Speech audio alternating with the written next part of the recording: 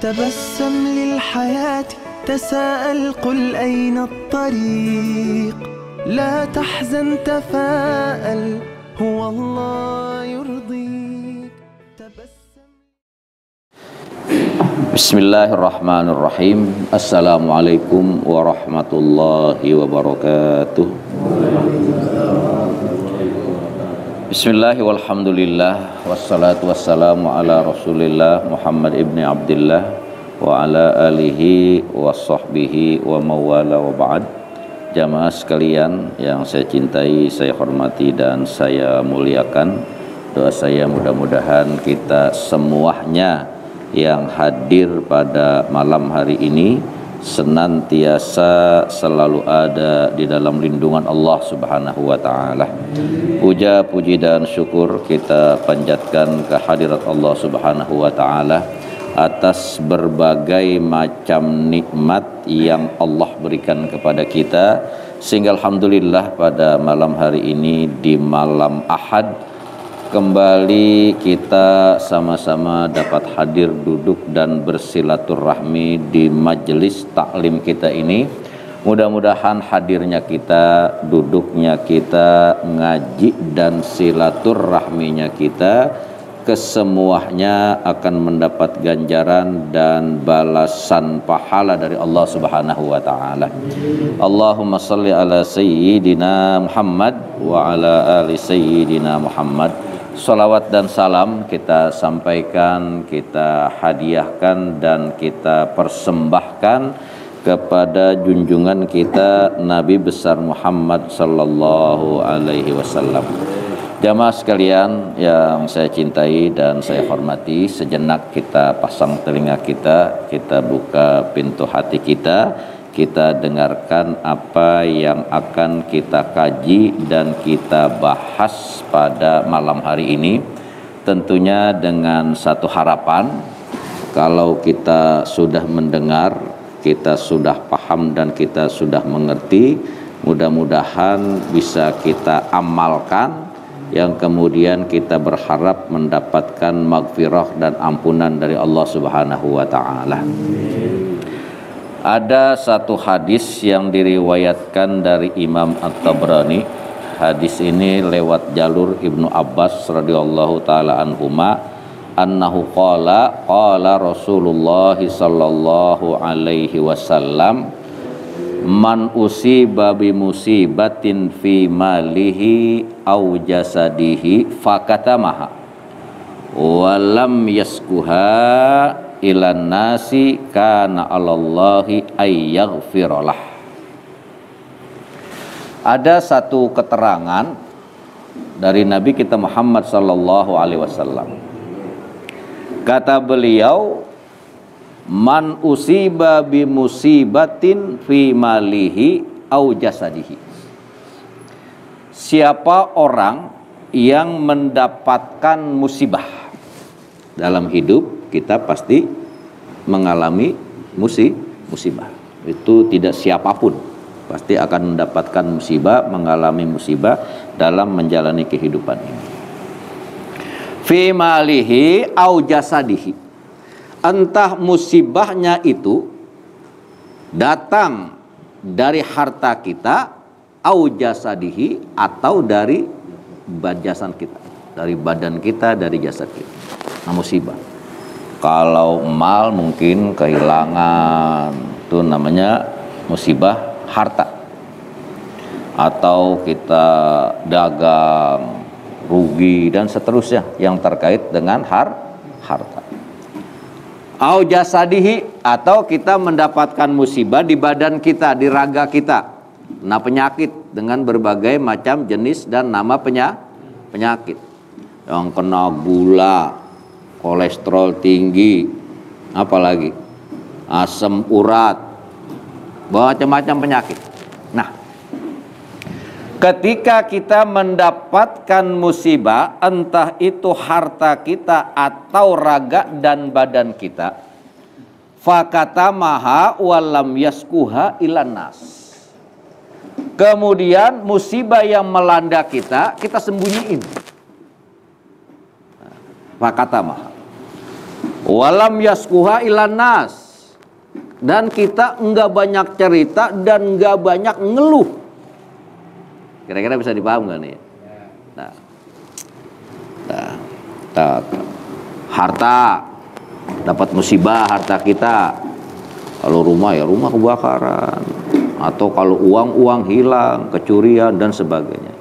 Kalau badan tentunya pastinya terkena penyakit dengan berbagai macam jenis penyakit. Nah, fakatamaha, kita sembunyiin itu semuanya. Kita diem aja, kita rasain aja.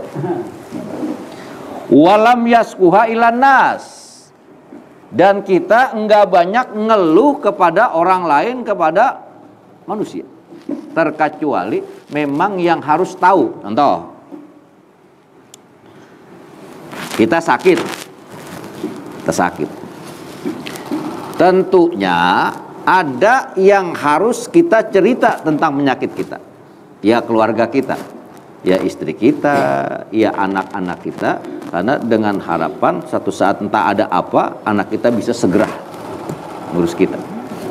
Atau memang kita ke dokter, itu silakan kita menyampaikan berbagai macam keluhan apa yang ada di badan kita, agar dokter bisa memberikan solusi, atau paling tidak dokter bisa memberikan obat yang cocok untuk penyakit kita. Itu. Jadi enggak semuanya orang ketika kita sakit sama siapa aja, asal kita ketemu, kita ngadu, kita cerita apa yang kita rasakan di badan kita. Belum tentu itu semua orang yang dengar cerita kita senang sama kita. Belum tentu itu. Kalau orang-orang yang agak gede sama kita gimana? Hah? Lah, iya. Oh, tahu ya, kita anggap ada itu orang baik sama kita, apa kita ngadu dah tuh ya penyakit kita begini. Tuh ternyata orang itu sama kita apa? Gedeg sama kita, enggak suka sama kita, cuman dia kagak ngomong doang, rasain lo. Gitu. Nah, kita upayakan. Fakatamaha, kita upayakan, udah saja. Yang memang harus tahu ya silakan kita kasih tahu, tapi tidak semuanya orang kita ngadu. Nah, ketika itu kita lakukan, musibah-musibah yang melanda kita dan kita mampu itu kita sembunyikan, kita tidak banyak mengeluh kepada orang lain, kecuali memang itu harus orang lain tahu. Apa kata Nabi kita Muhammad sallallahu alaihi wasallam? Kana 'alallahi ayyaghfiralah. Orang yang mampu menyembunyikan musibah yang melanda pada dirinya, maka berhak bagi Allah Subhanahu wa taala untuk mengampuni dosa orang itu. Paham gak kira-kira ini? Hah? Iya. Loh, kalau tiap ada orang kita ngeluh, ketemu si A kita ngeluh, ketemu si B kita ngeluh. Ini mah enggak dapat ampunan. Kalau yang begini mah bisa-bisa kita tambah ini makin berat. Tapi ketika kita dapat musibah, kemudian kita mampu menyembunyikan dan kita tidak banyak cerita, maka Allah Subhanahu wa taala akan mengampuni segala dosa kita. Bayangkan, sakit aja masih diampuni oleh Allah. Makanya ketika ada orang sakit, kemudian dengan sebab sakit, orang itu sampai ajalnya datang.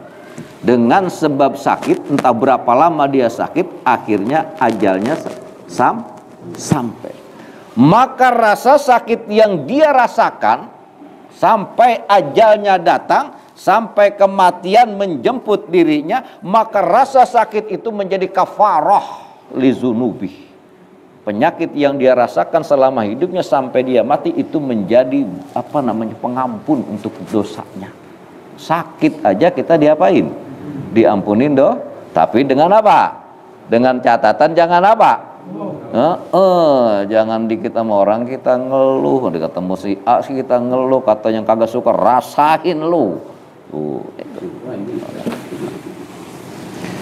Fa'alal akili ayyasbira alal masaib wal balaya wal mihani wal faqri kayyanala al-maghfirata minallahi ta'ala wa mahwas sayyiat wa raf'ad darajat. Maka bagi orang yang berakal, bagi orang yang berakal nih, yang artinya menggunakan akalnya. Ketika dia mendapatkan musibah, ayyasbara alal masaib, maka hendaknya dia harus sabar alal masaib, dari berbagai macam musibah.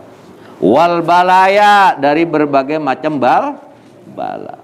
Wal mihan, dari berbagai macam ujian hidup. Wal fakri, dari berbagai macam kefakiran.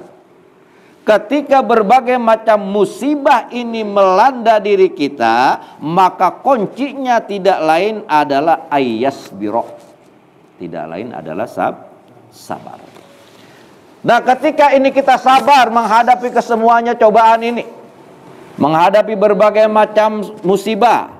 Barangkali dulunya kita pernah senang, kemudian kita jatuh miskin. Kita hadapi ini kesemuanya dengan penuh kesabaran. Apa? Ya nalu al-maghfirah.